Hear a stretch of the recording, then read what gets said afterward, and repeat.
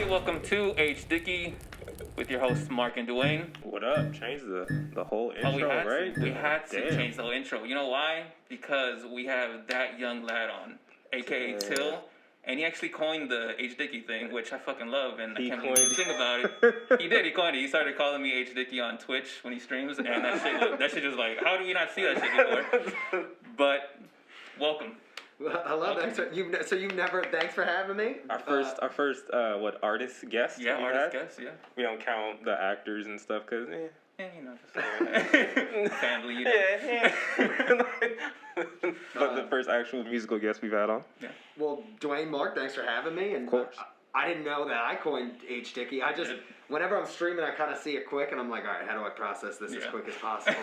Like, I gotta move. But that's hysterical. Yeah, no, I'm happy to be here, and I'm a fan of the podcast, and I'm glad you guys could have me in, so quickly. Yeah, thanks for being here, man. Of course. I guess the first question out of the gate, your new single, Flowers. How's that going? Antsy, but it's going. It's actually, as we speak, it's dropping soon. On August was that 7th. Today's the 6th, I guess. And no, it's going good, man.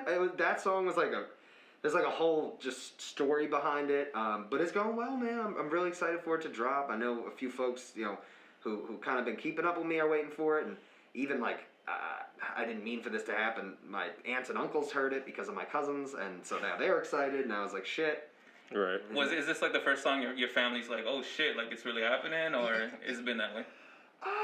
It's like a mix. Like some of my family members I kind of haven't shown my music to, and then others I have. So this and OCT, this other one I released, like my uncle hit me up at the sesh last week and was like, what does OCT stand for? And I was like, why are you asking me that? What do you mean? What is that? I don't know. Right. Because he's just somebody, he's not a bad guy, but he's just old school mentality.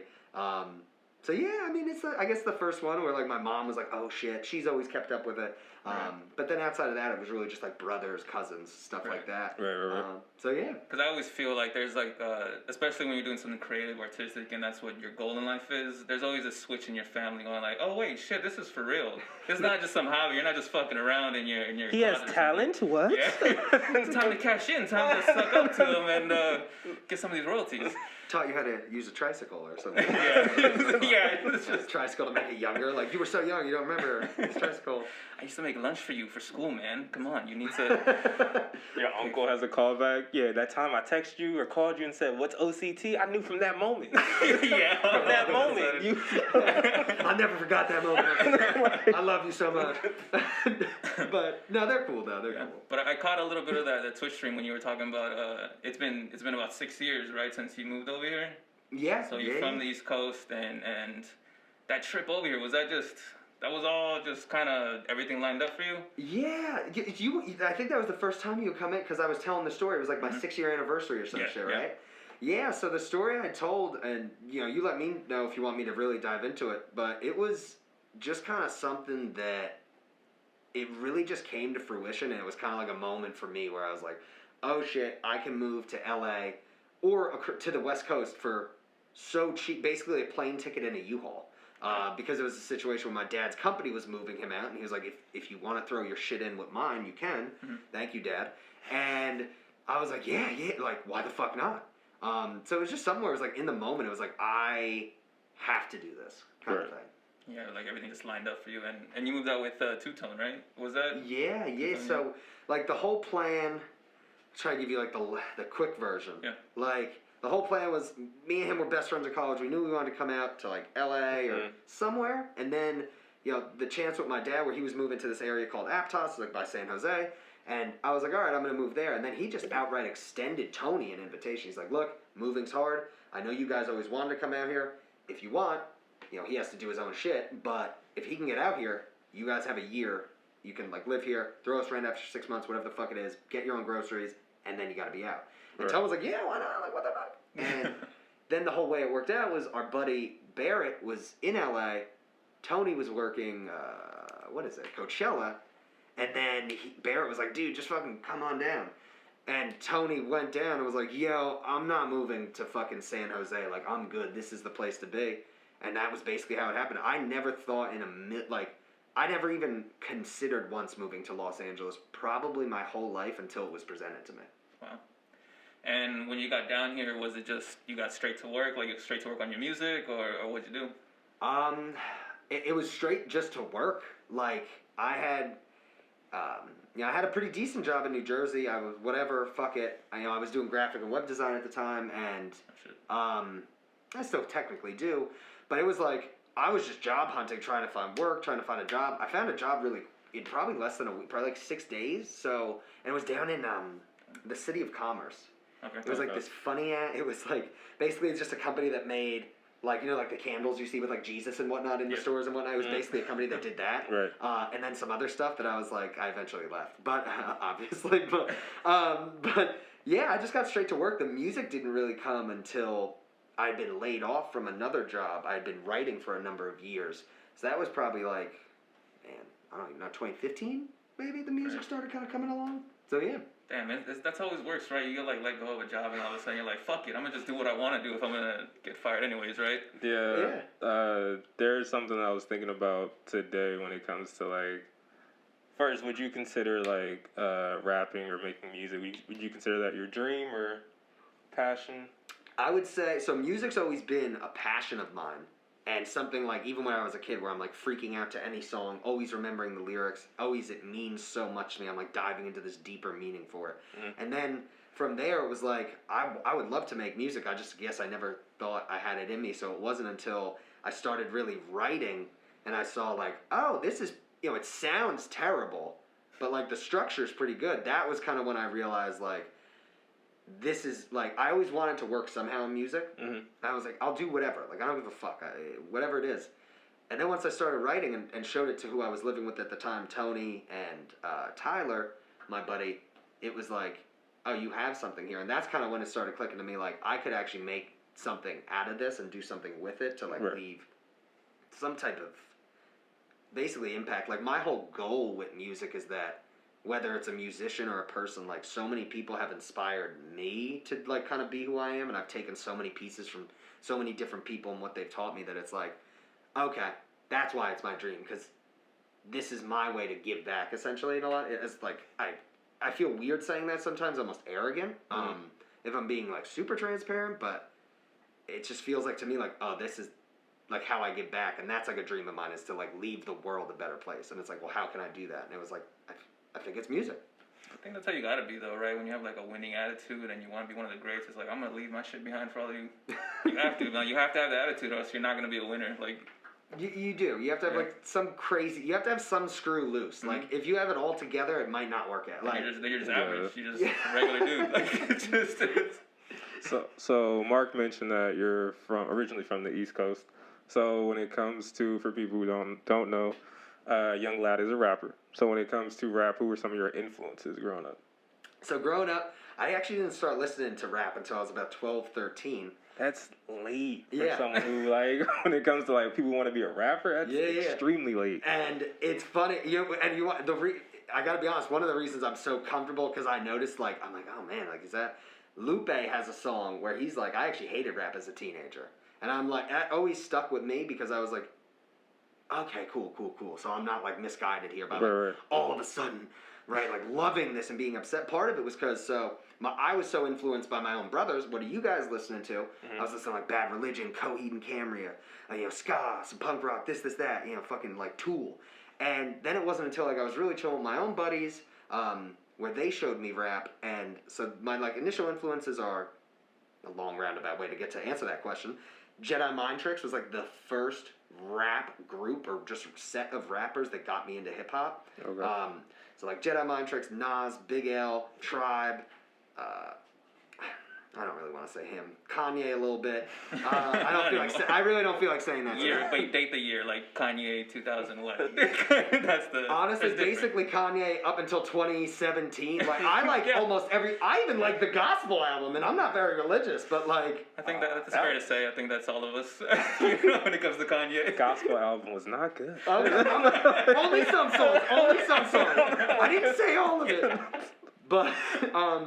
But yeah, and then I guess I'd say one more major one is Childish Gambino, because he kind of showed me this way where it's like, I could be my own like imperfect self, kind of almost even making fun of myself at times, and still do it, and kind of like bring some type of overt thought process, like it's like, or maybe a little more subtle thought process to it. So yeah, I think those are some of my biggest ones. So moving from East Coast to the West Coast, obviously the next question would be, you named a lot of East Coast influences. So coming out here to the West Coast, obviously, I don't know if you're that familiar with the West Coast sound, but it's a completely different sound from the East Coast. So have you been influenced by any West Coast artists? Are you now into any West Coast artists? Well, I guess I should have mentioned Kendrick, because Kendrick's one of my top 3 favorite artists and I would say influences. I guess I was thinking a little more from when I was younger, kind of like putting together my taste or what have you. Right. But for sure, like I love, like Kendrick Lamar, I fucking love. I love everybody on TDE, specifically Reason and Ab-Soul as well. I really like J-Rock's album. But, I mean, what other like West Coast, like heavy influences? I guess the number one I would really say is Kendrick. Past that, I can't think of a specific other West Coast person that is so readily like, oh, I look to them for like how to do certain things. But I do still love I love all hip hop, and I do still love West Coast hip hop. Right. And I've definitely become more accustomed to it now out here, where it's like more, instead of the cars driving by, blasting, I don't fucking know, like what, it's 2014. Instead of them blasting A$AP Rocky, now it's like, they're driving by blasting, Reason or whatever. Right. But yeah.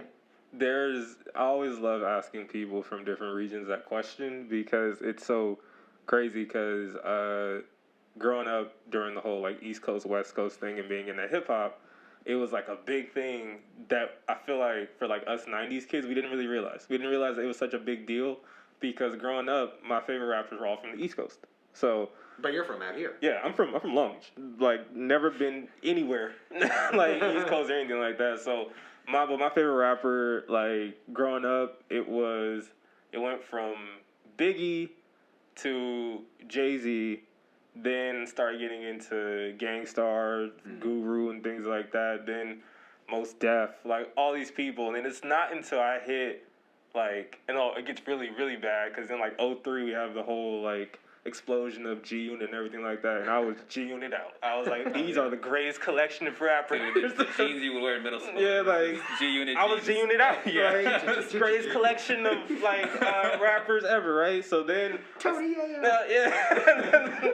I was caping for him back in middle school. I was like, he got bars. But when it came to like, I would say probably going into 9th grade, that's when like my West Coast like ear finally hit, because like all my West Coast influences are all old school. So Ice Cube, Too Short, E40, Pac, obviously, all of a big Death Row influence. But after like, basically after Death Row disbands, it's like, and it's always crazy, because I always think like, oh, everyone's like that, but a lot of people are very regional when it comes to their music, because that's all they have. So it's always interesting to hear someone being like, I like these people until I moved out here. I'm like, dang, I wonder if I lived in New York, I probably wouldn't even hear like the people I hear now, or even think about them. You know what I mean? Yeah, no, it's interesting too, because I notice some people really will harp on that preference sometimes. Like, no, I only this down south shit, or whatever. Like only. For me, I always like, especially because I jumped from Jedi Mind Tricks to Nas to then really Common was the next person I jumped to, which was Chicago, and then Lupe. So it was like, oh, it's not just, that was like my first entrance or intro to like, it's not just an East Coast thing. Like, why the fuck does it have to be that way? Right. But even like now, like I listen to some rap music now. Even 15 years ago, I never thought I would like a artist like the Migos, and I fucking love them. And not because they're from the South, more so I guess like the style of the rap, right? But yeah, no, I'm all for any region. I mean, I listen to French rap sometimes if somebody sends it to me. I don't go out of my way. Looking for it. Yeah, no, it's not. I'm not like, hold on, let me put on this song for you guys. But yeah, bougie with the rap. Being from the East Coast and moving out here, has the sound of the West Coast influenced when you pick beats that you want to rap on? I really wonder, because sometimes I hear a beat and I'm like, I really do prefer that boom bap style. There's something about that classic golden age feel to me that when I hear, like, I give so much of my lyrics credit to the music itself. Like, I very rarely actually write without music. I do sometimes. But there's something about when I hear that like East Coast style boom bap. It's like I don't whatever the fuck is firing off in my head. I'm like, oh my god, I have to write this shit down. Now, having said that, I'm not against like I guess I've never done like a traditional West Coast style beat. It's something I would actually like to do and should even just try as like a test or something. Try to do. But honestly, the best way I break it down is like if I like it, and like I hate looking for type beats. I know like they're everywhere now. Right. I had this dude tell me once. He's like, type beats are great, get your money, but don't become a type beat artist because you're gonna lose your sense of like your touch. You're gonna lose your own personal touch trying to mimic other people's. And I was like, oh, that's kind of interesting. But I guess like whenever I do find a type beat now, like going back on what I just said, it's always like a JID Kendrick Cole style beat, right? It's always like, oh, Jenny, Kendrick Lamar style. So as long as it has like that, as long as there's soul to it, it doesn't really matter. Right. So as long as the beat connects to you and you're like, oh shit, that's the one. Yeah, Okay, yeah. That's good. Yeah. Like I'm always envious. Like Lil Wayne used to do in his heyday a lot, like he did on Green Ranger. I forget what other song, and I don't even like this beat. It was something on fucking. No Ceilings. It's like my favorite song off No Ceilings. He'll literally go, I don't even like this beat, and I'm just sitting there like, so how the fuck did you write to it? Like, I'm like jealous that you could. I mean, you're also like one of the greatest rappers of all time, in my opinion. He's an alien. It's just, dude, like maybe that drink gives him superpowers. It's no comment. All the lyrics in there. Just you know you're legendary when simply your ad lib is a lighter flick. That's it. You already know what you're about to get when you hear that lighter flick, and dude's an alien. But when you said type beats and like boom bap, right now there's a big resurgence, in my opinion, the boom bap sound when it comes to artists or groups like Griselda, Benny the Butcher, Rock Marciano, like all these people. Do you feel like now this is your perfect time to finally kind of stake your claim into take your spot in the hip hop landscape right now, because your sound of what you prefer actually is very popular right now? I think I like actually how you said that, especially calling out Griselda and Benny. Like, I would say yes, but I would also at the same time say it's. Part of the thing that I think also plays into that is, like, we just got over shit like Gucci Gang, right? Yeah. Like, we get past this, with all due respect. Like, I respect Lil Pump for making music. I tell people, bro, like, if you can't make that song, you have nothing to say to him. Right. Having said that, there's no context there. It's 37 lyrics basically repeated. Right. So I feel like, because music definitely goes in cycles where now people are hungrier for something real. Like, I think that's why you saw J. Cole kind of emerge and start doing all these features after KOD and this and that. Where it's like it's not even just the boom bap sound. I think it's like a real fucking sound people want to move towards. Like, people don't want to just necessarily, like, because what did Cole say to fucking Lil Pump? Like, these kids are going to grow up one day and not want this sound. Right. That's literally is almost what you just described. Like, they're growing up, they want something real or something true they could connect to in their lives instead of just at a party. So I would say, yeah, it's the perfect time, but I would also say it's the perfect time because I'm lucky enough where I'm still working and I'm working from home. Right. So for me, it's like it's the perfect time as well because I have to take advantage of the corona and the quarantine. Like, if I'm going to have to be inside and I can't go perform or this or that, I have to meet people on the fucking phone or whatever it is. So, I also don't believe in timing. I think the perfect time is up to you, but don't get me wrong, there are still things that line up, like me moving out here, basically. Yeah. Mm-hmm. That was still, perfect timing. But yeah, I would agree. Yeah, I think so. Hope so. Can you speak to... Because I think a lot of people, when they think of like, oh, I'm gonna go rap, I'm gonna do this, they think it's just all fun games, no real hard work behind it. But there is, right? It's just like a shit ton of hard work if you really want to make it. So I see you putting in a shitload of work all the time, always on Twitch, always freestyling, just constantly doing shit. Can you? I mean, what gives you that drive?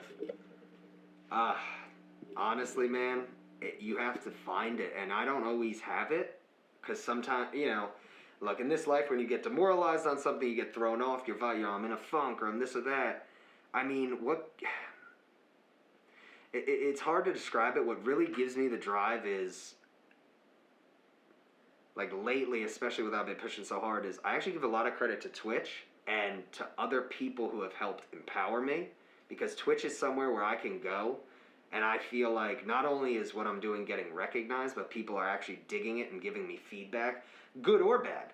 And that to me is empowering. Like, I actually owe a shitload to Twitch. Like, I was joking with Tony the other day, like, yo, I'm gonna like shout out Twitch on this album, because like it put me in a position where, like, as an artist, or like as just me personally, I'm a very self-critical person. So sometimes I'll discourage myself. And then when if I go perform somewhere, or somebody, like, even like your brother literally gave me, like, that's some shit that gives me the drive. When I have, like, we're at the sesh back in December, and he tells me the story about how, like, this song helped him with something, and I'm like, how am I not putting out more music? Like, what is, you know what I mean? Like, that gives me the drive. So right now, what's really giving me the drive is, like, I need to get out of this job. Like, I need to do something with this time I have. I need to take advantage of it and do what I said I was going to do, and do what I said I want to do, and do what I overall want, not just say it, but truly want to do. So right now, what's really giving me the drive is that, I guess kind of like what you said, like, Dwayne, like, it really is because of this, like, everything going on. It's like the perfect time for me to truly get a few steps up and keep moving forward. So many things give me that drive. Life, failure, success, more so failure. Honestly, words of discouragement. Like, nothing gives me more drive than when somebody doesn't like a song. It gives me a valid, real reason. Where they're not just like, fucking suck, dude. Like, I'm like, okay, I appreciate that. Let me know why so I can do something with that. Right. So, like, shit like that, it just gives me, like, this unbelievable... And kind of just, like, it's hard, because sometimes I go in and out, but, you know, just slapping myself in the face, like, I don't know, 15 weeks ago, and being like, dude, you have a studio in your own apartment. You can record right now. People would kill for this, so why aren't you using it every day? And, yeah, I mean, that's, I guess, what gives me that drive. Just so many different things. I can't give you, like, that one definitive answer. Yeah, there's never that one definitive answer. I'm just, like, a lot of people say they're going to do stuff, but then they don't put the hard work, and then they question, like, why isn't this working? Yeah. So it's just... people, like, fucking do the work. It fucking happens when you do the fucking work. I feel like the biggest thing when it comes to doing anything in entertainment, whether it's this or music or whatever, I think entertainers, even though I feel like they don't get a lot of credit, but I feel like they are the most, like you said, self-critical people, because at the end of the day, you know that whatever you're going to put out is going out to the world. And there's, like, entertainers, if you think about it, in the world's, like, in the landscape of the world, they're a very small percentage. Everyone else, you know, they do their thing, but they're critics, which is a way bigger percentage than the entertainer. So there's always a point I look to it, I'm like, you got to respect anyone who's going to take the time and effort to put something out. Even if it's someone like a Lil Pump, which also, I think the Gucci Gang song is what it is. But it's designed to do what it did. It was catchy and just repetitive. Right. However, like, when we've done stuff or whatever, like, you know how hard it is for someone who doesn't want to do this, or, you know, they talk about doing it, but then putting them on a mic and saying, say this. Oof. It's like they can't do it. That's and what changes. You look at it and you're like, I'm the one who has to do all this stuff. You're just saying, like, 3 words. Like, and then you just realize, like, I feel like there's something in everyone who wants to do this. There's something. There has to be something in our DNA or how we're wired that makes us actually want to do it, because there's so many people out there who just can't. Yeah. And speaking on that too, both of you could actually answer this. What gave you the motivation to move past the fear of actually getting behind the mic and then also just releasing it and be like, okay, here, world, it's yours now. Here's me. That was like, I mean, that, I'll never forget the first song I released and when I hit the button. Like, I can see it as I close my eyes right now. I can see, like, my heart fucking freaking out, like, like just having a panic attack, right? Yeah. Honestly, a bunch of things. I think one thing would be death. Like, seeing, like, some close friends of mine die, seeing my grandma push on and, like, be strong during all these times, and then seeing just, like, I realized I had to get over the fear when how do I even say this? Like, I realized that one day I would be old, and that one day I would regret not And I hate to like quote myself, but I put this in my song OCT. Like, I literally realized one day I'm gonna like, because I got this job, I graduated college, I wake up one morning, rub my eyes, it's 4 years later. And that was real. And I realized that's gonna happen one day. I've been talking about, oh, I wanna make an album, I wanna do this, I wanna do that for so long. So why don't I take myself up on that offer? And when I realized, like, bro, one day I'm gonna be this loser at 55 saying, oh, this shit they're putting out now, my shit was hot. My shit was hot. Okay, where's your music? And I literally realized I would rather shit my pants now for like 2 years straight than regret, like truly regret something. And I literally said to myself, I'd be like, I'd fucking kill myself. Like kind of nonchalantly, like it wasn't that deep, but it was like, I wouldn't want to live anymore because I would be like, I missed my chance. Like I had this, I believed in myself enough, but why not enough to go after it? So to get over the fear, basically it was just realizing that like, I'm gonna die one day, bro. And like when I do, I need to make sure that like whatever I have done is what I wanted, period. I didn't get a job because my dad told me to, or I didn't do this because my mom influenced me or pressured me or my family. Like I'm from a Catholic Italian family from the East Coast. There's like a certain connotation that goes along with that, and it's not always necessarily untrue. And I just realized like, I don't know, man. Part of it was my friends, like the people around me empowering me, like Tony and Tyler. Then my other buddy Lucas, some kids I always will throw out in my songs because it's like, they literally said like, bro, this shit, why aren't you doing more? Why aren't you doing more? And I literally had to ask myself, why? Yeah. So, because I thought you, good. Like you said, you have all these people who, you know, they want to do something, That was me. That was me. Yeah. So, like, it's my job even. What helped me get over that fear was when I realized that and realized I have to tell people that they have this in them. They just literally have to slap themselves enough times until they realize you're the shit, you got this. And if you put in 1,000 hours and it sucks, maybe redirect your energy. But, like, at least do something. Right.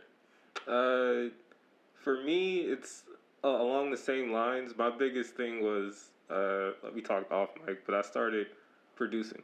And I love to produce. Like, that's my thing. I like it way more than rapping. I've told him like 7 million times, I hate rapping. I don't like rapping. And my thing was always, it was never to discredit, like, lyricists or people who actually put the time in. But I was like, it takes so long to make music.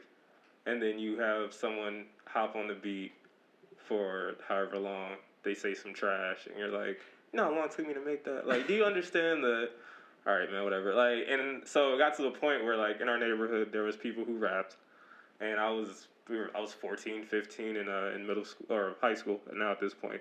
And I was making beats, and I was giving away music, and, of course, this is me as a kid just being like, oh, yeah, cool, take it. People were like, hey, this is dope. And I was like, cool. Not thinking anything about it, but then some of the people that I was giving music to, they were making songs and then doing shows off the music that I was making. And I was like, oh, wait, I can actually sell this stuff. Like, wait a minute, hold on. Would they tell you? I remember those people. Would they tell you that they were doing that? Yeah, like, afterwards, but I was like, of course, you know, you're a kid, you don't think like, oh, wait, I should be somehow involved in this. You just like, it's cool. Yeah, right? So they were performing over your beat, of course. Yeah, so they would make songs, and they'd make projects, and then they would get booked for shows, and then perform the music, which I was like, damn, like, that's dope. So, like, years go on, I'm making these beat CDs, giving them to people, and then I used to get the constant, like, oh, yeah, this is dope, let me get it. I would give it to them, and of course, I would wait to hear something, nothing would happen. Wait to hear something, nothing would happen. So, long story less long, eventually I just got tired of giving beat CDs to people, and I would talk to him about it, and I was just like, man, I give these beats to people, and they just do not do them justice. I'm just going to start doing it. Screw it. I'm just going to start doing it because in my mind I was like, it's the only way that I'm going to get my music out there for people to hear it. So screw it. I'll rap on it. And then we did like one project and people liked it. And I was like, oh, they actually like the rapping part of it. Like, to me, of course I'm trying, but I'm like the beats is what I care about way more than like the bars. But like that spawned into another project. And then I think now we've done 3 projects. And yeah, like, people have liked them. Everything, I've gotten so much positive feedback. Same thing, like, there was, like, the craziest moment, like, I was putting up Instagram clips of, like, songs, and, like, like Too Short had like the clip of mine and everything like that. And I was like, I remember I was driving with my cousin. And we were going nuts. We were like, what the fuck? And of course, the typical rapper, we about to be on? Like, no. But he saw it. like, he's gonna call me, I know it. He knows I'm out here. Yeah, like, but it was just dope. And yeah, the biggest thing was, same thing. It was just like, I told him, because last year was like my first album.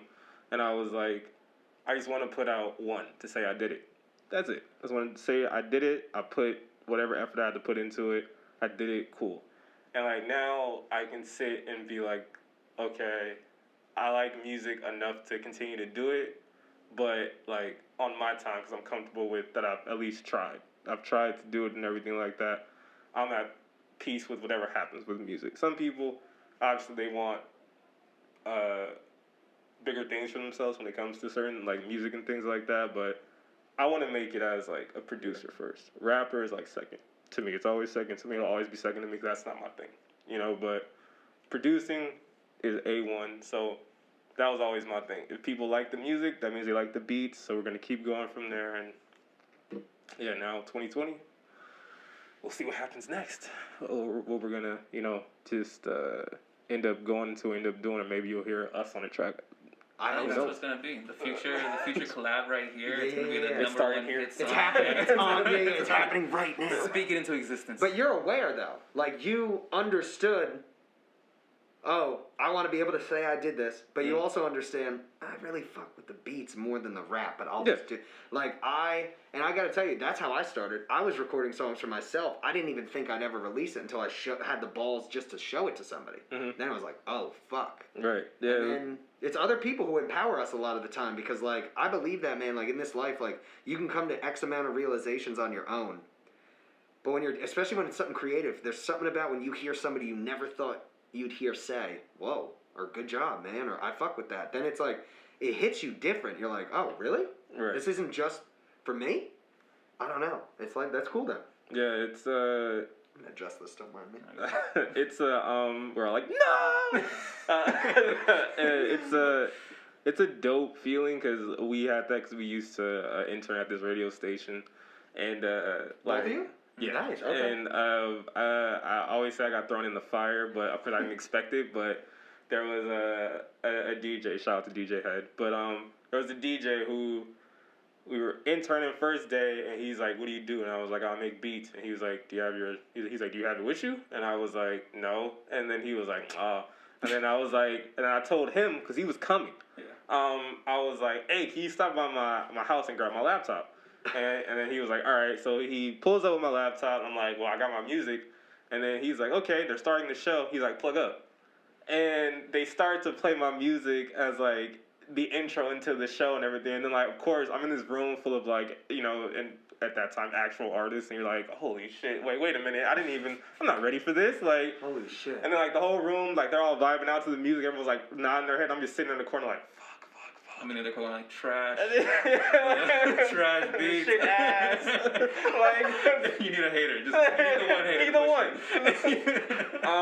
But they were vibing out, and I was just like, holy shit. Like, these thoughts I have in my room when I'm making this shit might not be just me or whatever. So after that, I remember after the show, he talked to me. He was like, yeah, your shit's good. He's like, you know, like, you just gotta work on these things. He's like, yeah, you're dope. The mixes are dope. And, like, you know, those weird musical things like, nah, I need an engineer. I know I'll be better. And he's like, no, it's fine.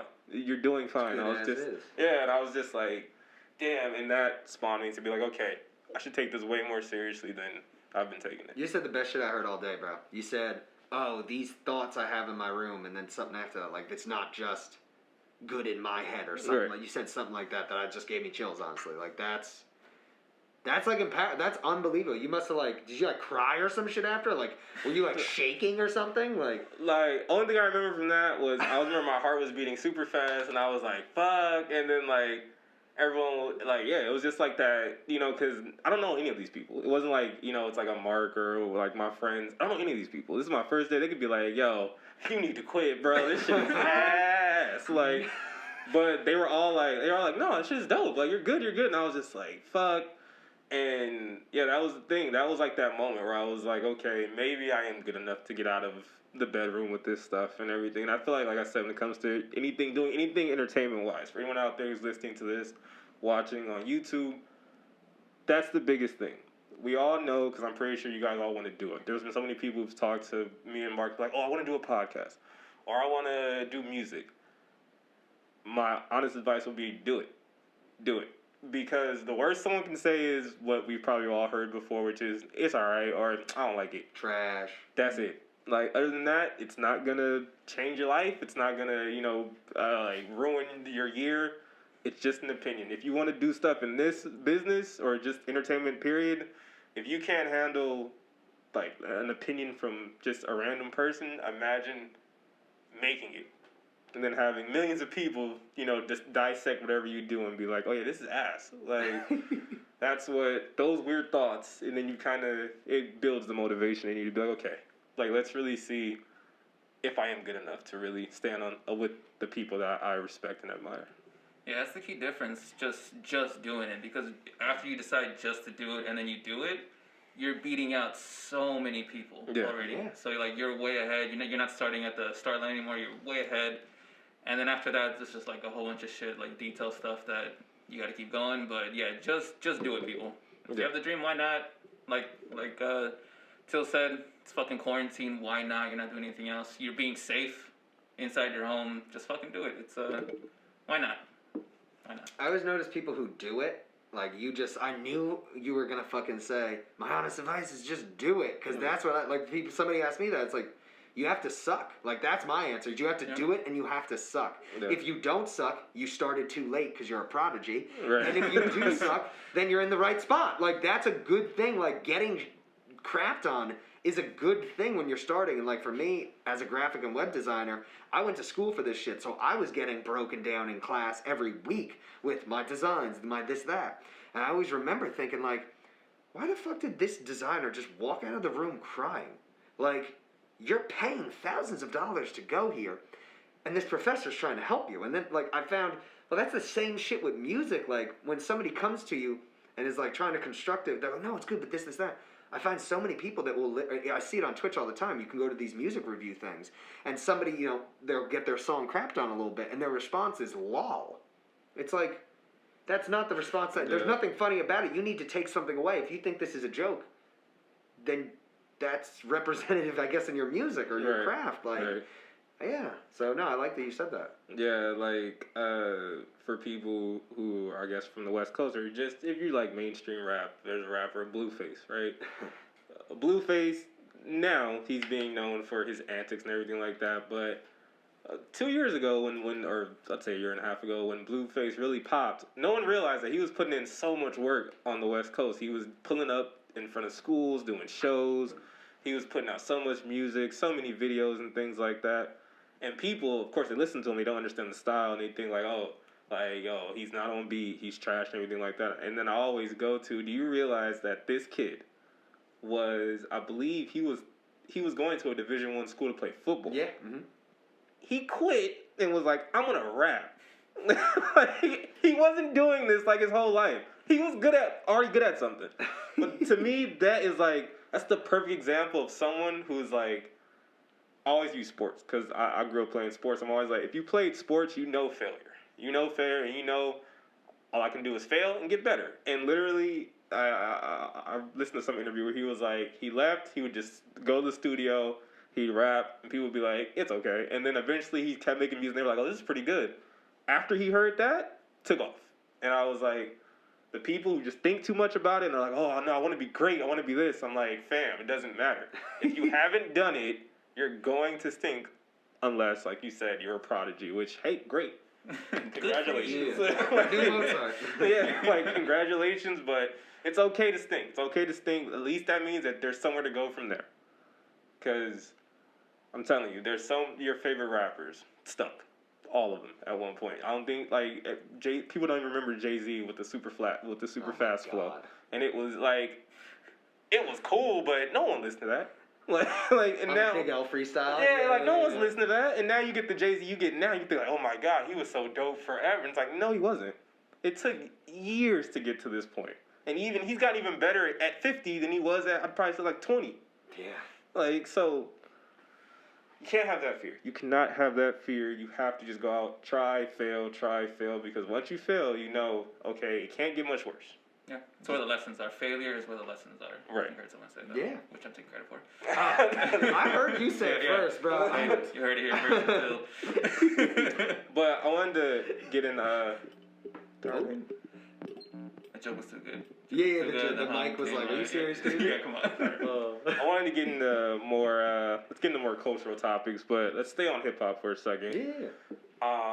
I don't know if you're a watcher of Vlad TV or the Vlad TV interviews. Here and there. Yeah, for sure. So I don't know if you know who Lord Jamar is. Yeah. Okay, so Lord Jamar has constantly said, for people who don't know who Lord Jamar is, group brand Nubian, he's in the group. We can stop it there. Lord Jamar is a hip hop figure in the hip hop culture, and he has gone on record and has said that Caucasian people are guests in hip hop. What is your stance on that? Being, because we're not going to sugarcoat anything, you would be under the white rapper. Yeah, I'm definitely white. I guess my opinion on that is I'm indifferent. Like, if that's the case, that's cool. If I'm more than a guest, that's cool too. Like, I get that, like, hip hop originates, it is like, right, we can call it black music, that's fine. I guess I don't ever try to get on a mic and pretend like that isn't the case. Mm-hmm. I guess that's interesting. Like, I remember seeing that and I was like, I don't know how I feel about this. I was like, you know, I don't want to feel like, oh, I'm unwelcome, maybe say to write music and do stuff, but it's like, I also do at the same time believe that music is for everybody, even if it did originate from a certain culture, place, you know, ethnicity, whatever it is.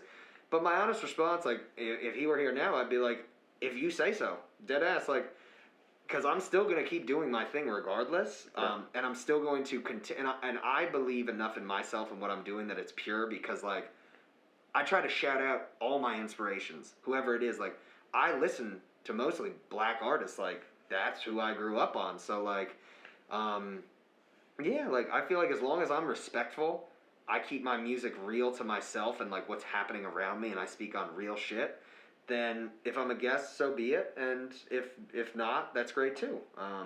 You know, I think he said that when he was going after M a little bit, right? Yeah. Which is fine, like, because for being a guest, a lot of people would say that Eminem is a top 10 rapper, something all time. Some people would say higher. I may or may not. Right. But I would put him in. Yeah, we don't have to get into that. But we said before, I think M's like the best rapper. Best lyricist for sure. Yeah, regardless of semantics. We can move on. We can. I'm down to get into that. But it's like, if he's a guest, he's still one of the best rappers ever. So it's like, as long as you're, like, not disrespectful to the culture or the music, and like, then what's the difference? Right.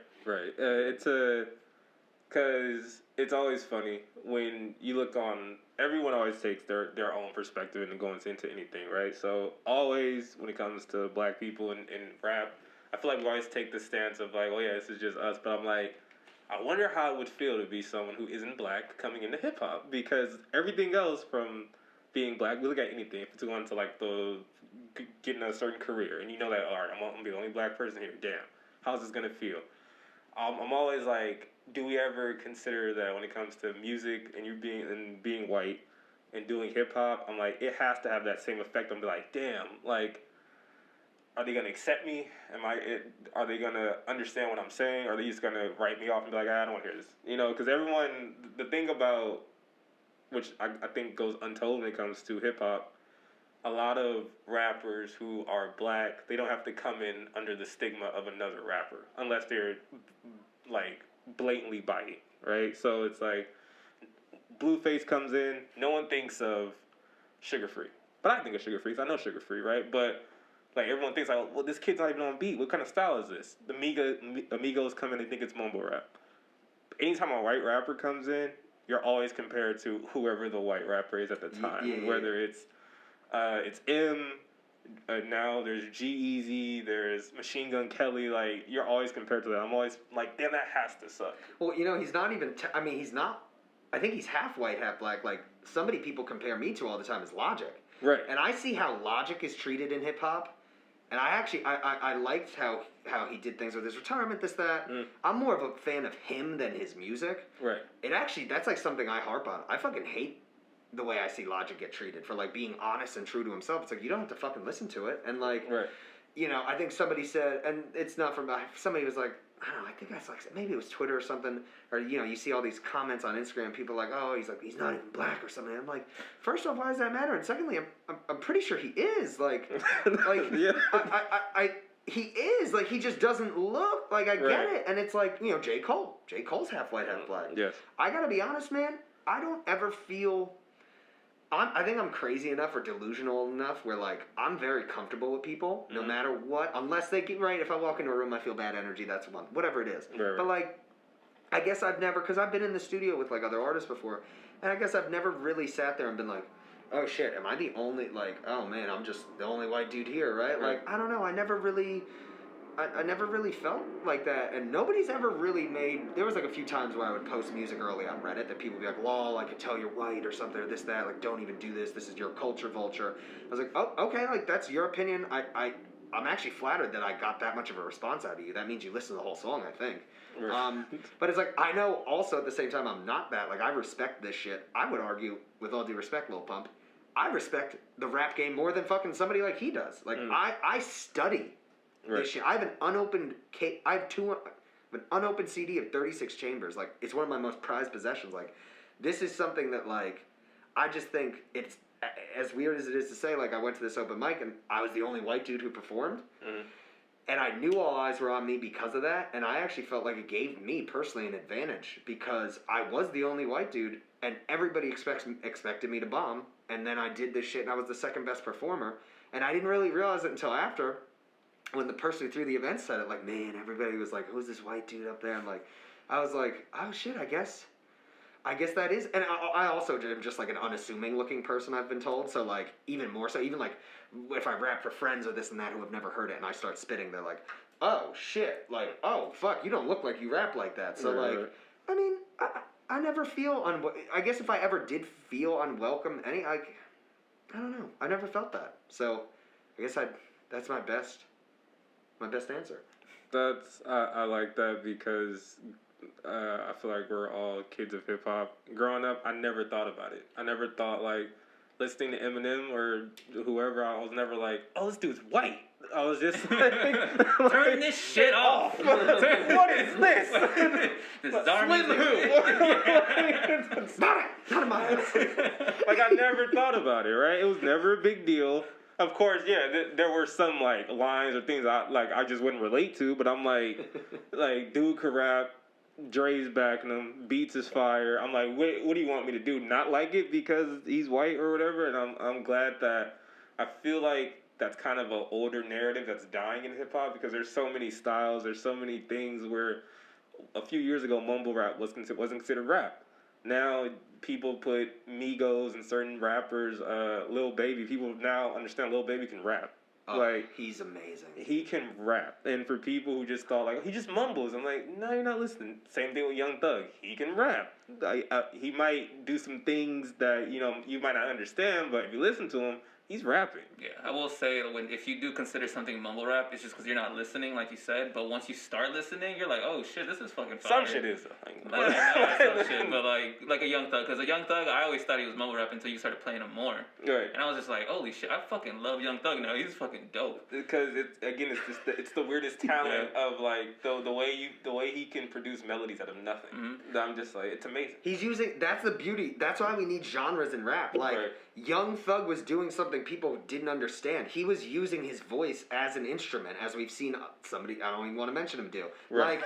Like he was literally, and like the whole point is like, I think it's even more impressive, because sometimes I still can't understand him, but I feel him, and I understand the emotion, so it's like, that's almost more impressive. It's like listening to like, I listened to you in a call it another language, but I still understood the message you were trying to say. I felt the pain or the happiness or the this or that. Like, that's fucking awesome.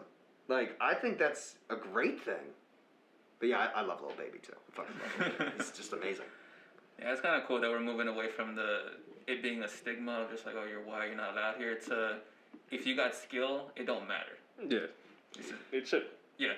But it's my last hip hop question before we get into other stuff. But people are like, "Oh God, so much hip hop." But when it comes to your goals or aspirations in hip hop, what's your number one? I know you've said that you want to leave a mark or a legacy, but what's that one thing that you're like, oh, this is my number one. If it's, I want to sell this many copies, or I want to be able to rap with this person, or do you have that?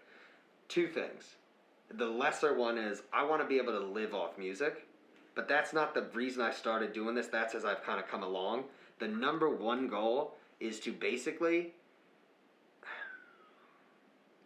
I'll tell you this. I got a message today. I got a few messages. Like, as I've been pushing my music more, I've been getting more messages like this. My number one goal is I kind of have already hit it. I said when I started, and I realized I should release this shit, I was like, I want to just give that one kid the chance, like other rappers gave me, to believe, okay, I'm connecting to you. I'm connecting to your music. I'm seeing myself in places in your music. And that, like, if I can empower somebody who was upset with themselves, unhappy with their life, change their situation, or start writing music. Like, I had somebody tell me I started writing again because of you, and I was like, bro, if you're the last person who tells me that, check. Like, it's cool. I could die right now knowing at least I helped one person. Right. So, like, I was somebody who was hyper depressed as a kid, didn't know my place in the world, and then it was through music I found that. So if I can do that for other people, like, my goal is complete if somebody's like, you know what, dude, I never even thought about it like that until you said it. So, like, my buddy, this kid, Sensei, he heard Flowers, and he's like, bro, like, I've been feeling this way since my fucking father passed away. And now, like, you helped me process a lot of these feelings with this song where it's like, I couldn't say it this simply how I feel about what happens when I die, and then you said it. And I was like, bro, can we clip that? Like, holy shit. Like, I literally, like, if I can just leave some impact like that on, like, it doesn't even have to be kids. Like, I'm saying, oh, kids or something. It could be a 28-year-old. I'd still call him a fucking kid. I'm still a kid. I'm 29. Like, if I could just leave that impact on one person where they're like, I want to go do something. I almost draw it to, like, people would say, like, Tupac led to Kendrick, and that infamous interview where Tupac's like, I'm not going to change the world. I'm going to inspire the kid who does. Like, I am, like, I don't want to call myself a fucking humanitarian. I'm a people person. Like, I want to see all people win, be equal, this and that. So if I can spread that positive message and get people more to be in line with that, I guess that's a long roundabout way to answer it. But yeah, that is my goal. Okay. It's a pretty good goal. Yeah, pretty good. That's like all-encompassing of everything. Yeah, it's like, I know. It's probably too much to be honest. I mean, it's not the average goal, because most people would say, what, money, bitches, fame, whatever. And I'd like to make a song with Kendrick and J. Cole. Okay, let's be honest. But that's not the goal. Like, that's not, like... That's a benefit of going after your goal. Yeah. So, yeah. But you talked about, wanting to touch someone, and we spoke on so many things. You just spoke on that, you don't consider yourself a humanitarian, but you want people to win. So socially, with everything going on, I'm pretty sure you've seen everything. What is your take on just the world as it stands today? Like, what's your take with Black Lives Matter, everything that's going on with police brutality? Is it... Oh my God. It's alright. Take your time.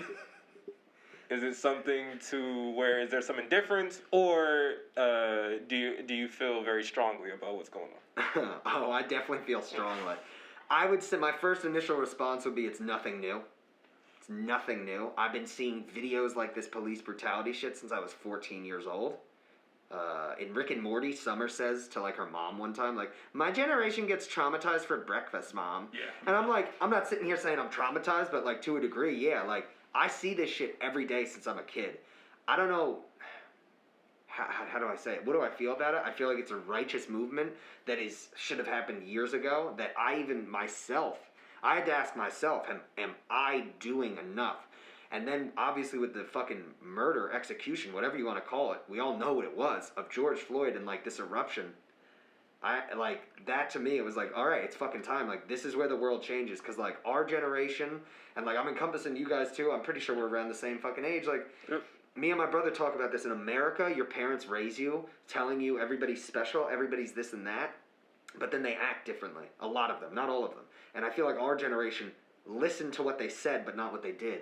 And took that, and that's why, like, so many people are, like, I feel like on this movement. But my thought on it is, like, Jesus fucking Christ, dude. Like, how blind or ignorant do you have to be to sit there and say something as hateful as all lives matter? How stupid do you have to fucking be, man? Like, just look at the statistics. Look at what's happening.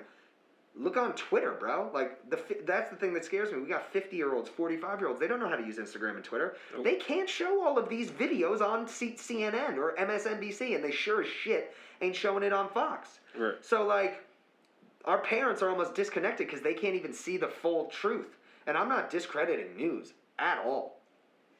But yeah, I don't know if they're going to be able to show the video of the 18-year-old girl getting pushed back and forth with 5 cops around her, groping her. That's a white chick. Show that on fucking TV. Maybe it'll get these old white people to fucking listen then. And, like, my honest take on it now is, like, sorry, I don't mean to get too intense. Is like, but this is how I feel. Like, I've been quiet on this shit long enough. I've always seen this shit. Like, I've always been vocal against it. But as a white dude saying that, it's like, law, what are you this or what are you that or what? Right. And it's actually undermining you and then would make me discredit myself and think, am I thinking about this right? Am I on the right side? Am I this and that? And then it's like, at a certain fucking point or another, it's like you see what's happening to the black community and other minorities for that matter. It's not just the black community. And, like, it's just mostly. And, like, it's like at one point or another, it's like, are we gonna fucking freak out or are we not? And, like, I'm all for it. Like, I even tell, like, my family, I'm like, I'm done being nice to y'all about this shit. If we start talking about something and I end up yelling at you, just know it's because you're probably being fucking ignorant. And if you don't like it, I'm sorry, maybe we should get off the phone. Like, something, I know I'm kind of rattling off right now, but it's like, it has to happen. And it's like, I just don't understand how people can't see the reality, but I also am hopeful. Because during this shit, even during Corona, when all the protests started, it actually gave me more hope than I had in America in a minute. Because when DT got elected in 16, me and my homie Tyler looked at each other and were like, should we leave? Like, should we get the fuck out of here? And, like, and let's face it, we're white. Like, we're looking at each other saying that, like, this shit's going to go to fascism. This shit's going to go to this and that. People are going to start, it's going to start with one group of people, and then it's going to move on to the next and move on to the next. And it's like, not that, the reality is that we live in a borderline authoritarian state, except for black people, for almost their entire history in this country. They have lived in an authoritarian state. It's just been on the other side where white people can't really see it. So it's like, we got to get moving and fucking make actual, I even hate saying that word, make change. Like, be change. Do change. Right? Like, how do I become a rapper? Do it. Right. How do I make change? Go to a fucking protest and scream. Donate. Like, so yeah, I know I just kind of went off at the bit, but like... no, that's fine. I think that's one of the things that, when it comes to these things, we need more dialogue from, there's going to be blunt people that look like you. Yeah. Because there isn't enough of that. We see so much pushed by either the media or the powers that be, whatever you believe in, that, you know, usually there's like, for some reason, there's always people that look like you that will have the different opinion on that, and that gets pushed to you, and you're like, nah, I know people that don't believe that look like these people, and they never show them. You'll never find them. You'll have to search for it to find it, and it's always good to hear people be honest, but also just call everything what it is. And I feel like with everything that's going on, everything's getting so, like, blurred and muddied. We still haven't gotten to the point, which the same reason Kaepernick kneeled all those years ago. Police brutality. It's been, the whole conversation has been changed 80 million fucking times to flag soldiers, military, honoring, classism, whatever you want to call it. It's just been all over the board. And still, police brutality. Classic divide and conquer. Has been going on. Just yesterday, it was, I believe it was on Channel 7, there was an expose on, there was the sheriff's station in Compton. Apparently there is a gang of deputies that calls themselves the Executioners. And they have Nazi tattoos, or Nazi, some sort of Nazi propaganda tattoo and basically it's a gang in law enforcement office that goes around just hurting people. Is it just hurting black people? Because I know in that gang, no. one of the rules is no blacks. It's no blacks in the gang, but obvious from what I saw from the video and then people who were talking about it, it was just minorities, period. Okay. But of course, obviously, you're in Compton, there's a lot of black people, but... really? Come on. Is there a lot of black people in Compton? Actually, somewhere Hispanic people in Compton right now, but is that me? No, that's me. So the big thing with that is it's just insane because we just had the flat out, which that was, and they still haven't gone to that, the murder of the 18-year-old security guard who was shot in his back a ridiculous amount of times when he was the one who called the police for the situation, and it's crazy. And I don't know where we're ever going to get to a point where this will be fixed, but I feel like you said, we are at a better standpoint because at least now the conversation is changing. At least if people weren't mad, that would be a fucking problem. Right. And that's the biggest thing, that the conversation is changing. People are actually angry. We're having these protests. We hope that it will lead to someone, maybe not in our lifetime, but it will lead to at least people being like, you know what, this is all stupid. We are all the same. We should be treated the same. And we hope that it will eventually lead to the world finally being equal. Dream. Let me ask you guys this, though. Could you give up the power? Like, basically, this is what we're asking of that side. Can you give up the power? Could you, after let's say you're these old white guy cops that have had this power for your whole life, and now all of a sudden they're like, give it up because things need to change. Could you so easily? Real quick before you answer that, do you mean power or do you mean privilege? I guess both, because privilege is power, right? Like you have some certain power. Like I never heard that. I like that. You can use it in the next single. I think for those specific people, like people say, even say my dad, not a racist dude by any means, treats people equally, this, that. What advantage does he have at 55? I ask myself this. I ask other people this. What advantage does a fair, somebody like him, have in admitting the injustice, recognize it, because it's almost like you're discredit. I wonder if some folks would think it's discredit. Well, just because I'm white and I was successful, does that mean I got this job because I was white, or did I think because this? It's almost you're asking people to a degree to chip away at the idea of themselves and what they've built. Mm-hmm. And I don't think people are strong enough to even fucking do that. So I know what I would do. I would give it up if I were somehow in that position, if I'm still the person I am now. Right. But if I'm in that position and it's corrupted me or it's pushed me to this level. No, I don't think folks like that are just going to outwardly be like, yeah, we should do this. The protest stopped 2 months ago. Let's do it now. That's why you have to literally jam it down their throat. Yeah. If you don't see a reason for change, you have to have a reason brought to your fucking front door then. And, I don't know if some of those, say you said, these old sheriffs or whatever, these old white dudes, I don't know if they're capable of that. I worry. Right, because they do say, it's a saying for a reason that power corrupts, right? Absolute power corrupts. So I don't expect it to happen right away, and I think that's part of the problem. A lot of people just want it to be done right now, which is understandably. Yeah, and if you know anything about government, red tape, bureaucracy, it's a slow ass process, even for a good movement that people are behind. Yeah. So it's patience. It's gonna be done, like Dwayne said, with the next generation. The kids now, they're the ones going to be like, okay, shit's changing, and they're going to have to do it. Yeah. Which it sucks because it'd be nice if we could do it because we want it. Right. But like everything, next generation's problem.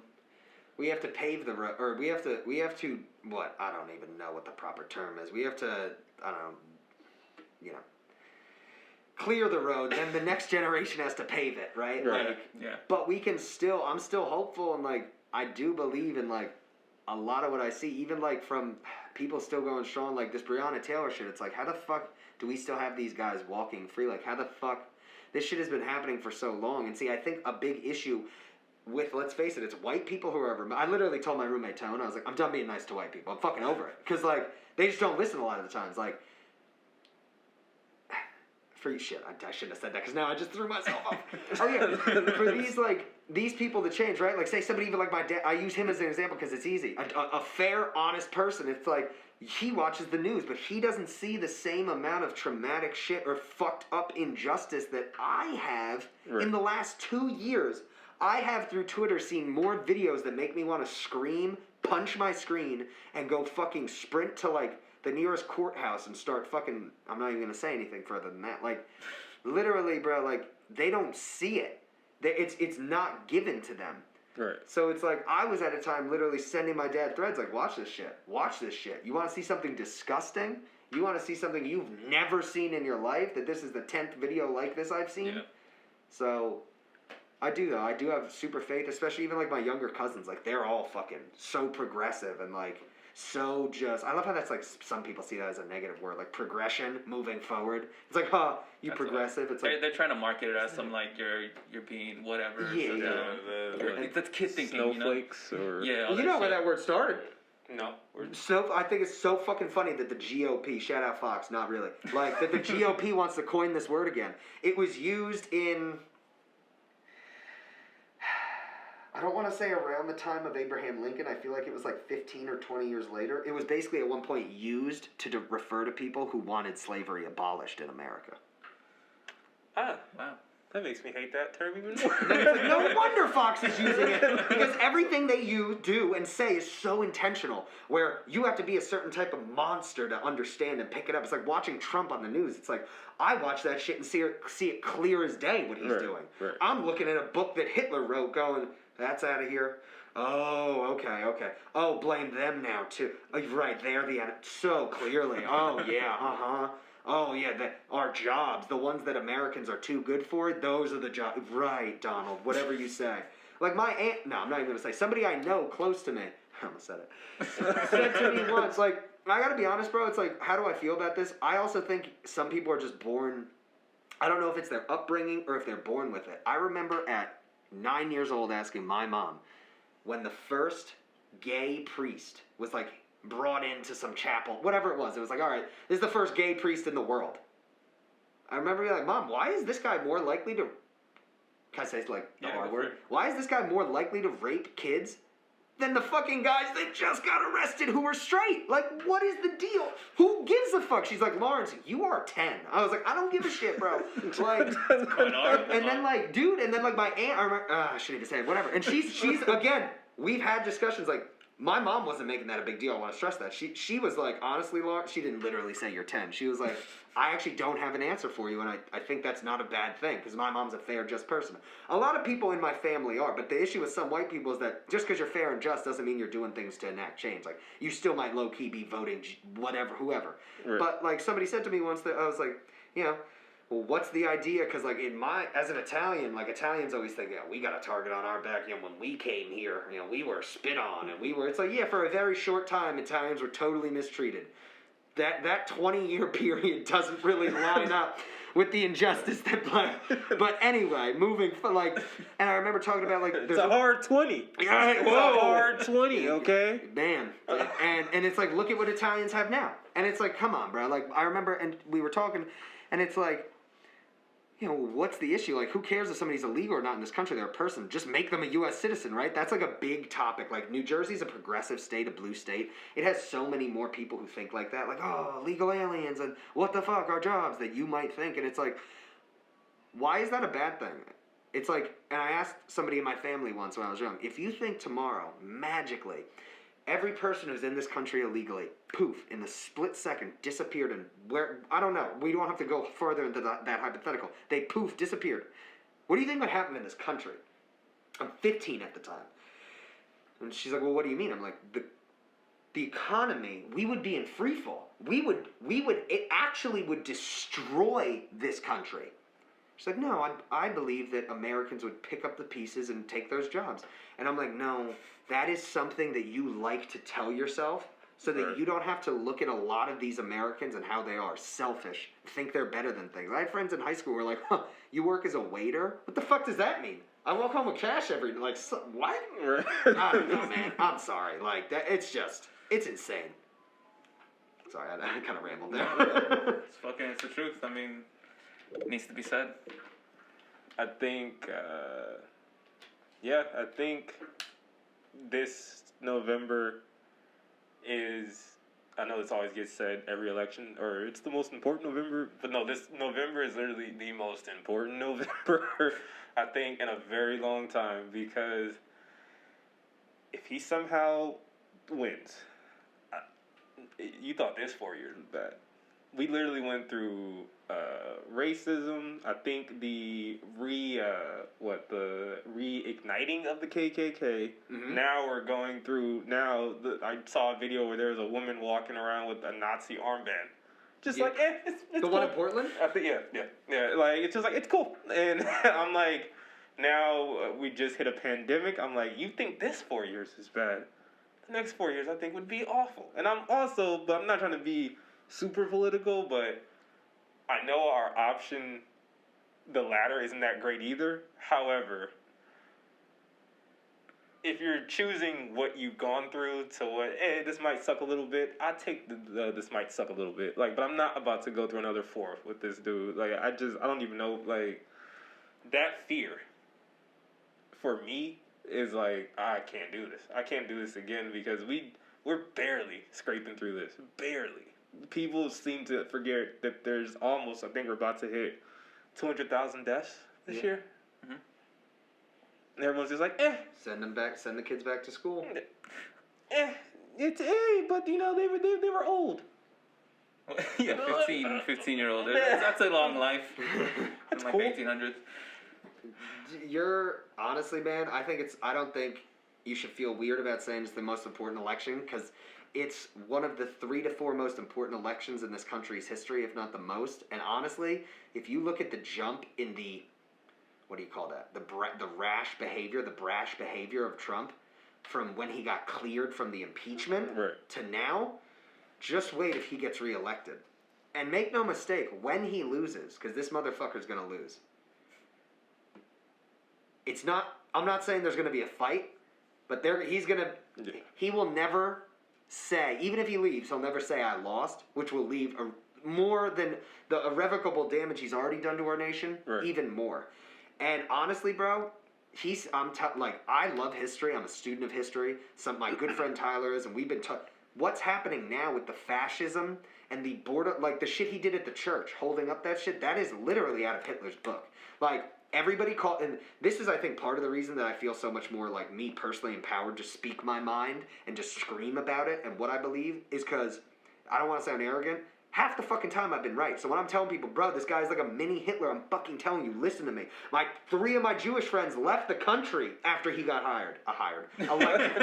After he got elected, you're fired. After he got fucking elected, bro. That, like, literally, me and Tyler were talking, it's like, yeah, it's like minorities now. And Tyler's just like, bro, it's gonna, once it starts moving to Jewish people, because that's where it always, like, moves around. He's like, bro, this shit is going to get so intense. And, like, everything we've seen, we've called. And I don't say that feeling good about myself. I say that, like, why the fuck does nobody listen? Like, people just laugh when he does these press conferences where he's saying, I don't know, he's been planting the seeds for a 3rd term since the day he got into office. He doesn't say things whether he has dementia or is high as a kite on Adderall. He doesn't say things unintentionally. Nope. He is debating a 3rd term because he's trying to plant seeds. He's been trying to plant seeds about mail-in ballots. Now he's trying to fucking gut the USPS. You want to know who that helps? Go to USPS and send a package that'll cost $5. That $5 package costs $20 at UPS and $22 at FedEx. They're trying to privatize it. That no American is better off without the U.S. Postal Service, including him, but he doesn't give a fuck because as long as he gets reelected. That's all that matters. And that's why I'm saying the most important election because all these things are coming to a head. And me and Mark have talked about this ad nauseum. We've always felt like when it comes to black people always kind of overlook them because systemically for a very long time, we've always been at the bottom. But we've got the conversation, okay, if we're not at the bottom, eventually, if we rise up, who's next? It's just going to, like, it'll just get passed on to whoever is the next whatever. So that's why, even what you said, he says these things, I feel like he's gone on this whole campaign of being like, I've done so much for black people. Just to say, I'm helping you. If you get me in, maybe I'll ease up, but we'll just find someone else. I felt like since the beginning he was trying to put it all on Mexicans. Yeah. He was clearly trying to do it. Like, come on, guys. Like, I might not like you black people, but you don't like these Mexicans. They don't belong here. And it's like, no one was with them. Thieves and rapists, right? Right? Come on, guys. How is that? Like, I can't. That makes me so mad because that's it. It's like, how do you elect that guy? How do you think? And I'll never forget for the rest of my life. What was it? 62% of white men and 59% of white women voted for him. It's like, I not only will I never forgive y'all, I will never forget y'all. Like, I was trying to tell y'all. And look, I'm not going to sit here and say that the DNC didn't do it to themselves. Right. Because I'm the same person who will then, a lot of people when I talk about this stuff, I'll flip the topic and say, look, Hill Dog didn't do herself any favors not going to the Midwest, going on Ellen all the time and talking with, like, you know what I mean? Like, I always paint this picture. You're a blue-collar, oh man, what's happening here? You're a blue-collar worker from Michigan. You're not racist. You have a family. You're a good guy, right? What about Hillary's campaign spoke to you? Nothing. Right? She didn't talk about taxes. Nope. She didn't talk about this and that. And I'm not saying, like, you're justified as a white guy necessarily. I'm saying I can be empathetic to a degree and understand. I watched her campaign and said, what's in there for me? Well, I like seeing, people be equal, so that's what's in it for me. Right. And I don't care about my fucking tax forms because I'm not selfish. I'm going to die one day. I don't give a fuck about my bread. Like, right. But people have different concerns. And that's the thing. And she didn't speak. She only spoke to the people that were already liking her. Yeah. Like, you don't need to speak to those people. Those people are voting for you anyways. You got to speak to the people that are deciding still. And Russia, look, they did it. Her campaign was the same as kind of Biden's running right now, which is the, hey, I'm not him. Yeah. Which, again, that that doesn't work for people who don't care. They want to know what you're going to do for them. Yeah. Just saying, hey, I'm not him will not get you anywhere because it didn't happen in 2016. And I hope we don't go down the same route in a couple months. But we won't go down the same route. I really don't believe we will, even though I said at one point, bro, if it's Biden, he has no shot. But with a lot of what's happened between the pandemic and the BLM movement starting and all the ignorant shit Trump is now, like, fully on blast for, that was part of the thing. I wasn't just hopeful for basically black lives, whatever, the minority people in this country. It was also like, oh shit, I actually can see a route now where Biden can do this, and he actually just doesn't have to fuck it up. Yeah. That's it. And like, dude, I don't like him at all. I don't. He's a creep. Yeah, he fucking sniffs people, whatever. But you know what, bro? Ruth Bader Ginsburg is not making it another 4 years, bro. Nope. And Mitch McConnell already I'm gonna calm down. Mitch McConnell already fucking denied his constitutional oath to this country when he didn't elect, was it Gorsuch, was it? Who did Obama try to get in the Supreme Court? I forget his name. I think it's a G. Oh, literally all that had to happen was Mitch McConnell signing a piece of paper, and he didn't do it. From that point forward, this country has changed irrevocably. Oh, yeah. And I'm not saying that other presidents haven't done fucked up shit, but like that one moment I look at where it's like, God, so much of this changed because of that, like, this circus shit. Like, I don't know. I mean, things are lined up to really improve, hopefully, because Democrats are pretty much going to take the Senate and the House. Yeah. It's looking that way, at least. Right. There's a person running against Mitch McConnell that's actually gaining traction, and it could be something, and which is why he fucking he closed a whole bunch of voting polls. Yeah, one day. It was his state, right? Yeah, it was his state. Kentucky. Yeah, all that shit. So they're scared and they're trying to do whatever. There's people already fucking cashing out, trying to get as much money as they can, just fucking stalling this because they know. Because let's say Trump stays in office, but if the Senate and the House is right there, it's all Democrats. They're just gonna do what they did to Obama. Just stall everything, can't do shit, and then just let you speak craziness on interviews and shit. Did Obama pass Obamacare when it was a red Senate and a red House, or was it all the Democrats then? I forget. I believe it was all the Democrats. It was all blue, right? Yeah. Okay. Because that would have never happened. Nope. Would have never gotten past the House. Nope. Which is nuts. It's like, because that's the funniest thing about the GOP, man, and I wish, like, these poor white people who are just so, I love the Republicans. I wish they would realize that they are just being used and they are so much like every other, like, just like any other whatever person who's like oppressed in this country. Like, they have similarities in the sense of like, bro, you're literally voting for people who are taking away your money from your schools and this and that and leaving you uneducated and laughing about it. Like, you should be on the, like, you should open up your eyes and like realize that they're just lying to you. And I agree, like, I get it, the DNC isn't perfect. I just became registered as a Democrat this year. I was an independent. Yeah, I'm an independent. It was so I could vote in the primary. Yeah. Bro, like, Yep. I hate, because I see so many similarities between conservatives and liberals where they're just really, it's a different type of idea, but it's on the other side, and it's like, yo, you are just like the yin to the yang, the black to the white. You got to understand, like, you are kind of enhancing some of this hate. Like, that's why now I actually, except for my family, other people, like, somebody came at me with this defund the police question. My first response wanted to be like, you dumb motherfucker.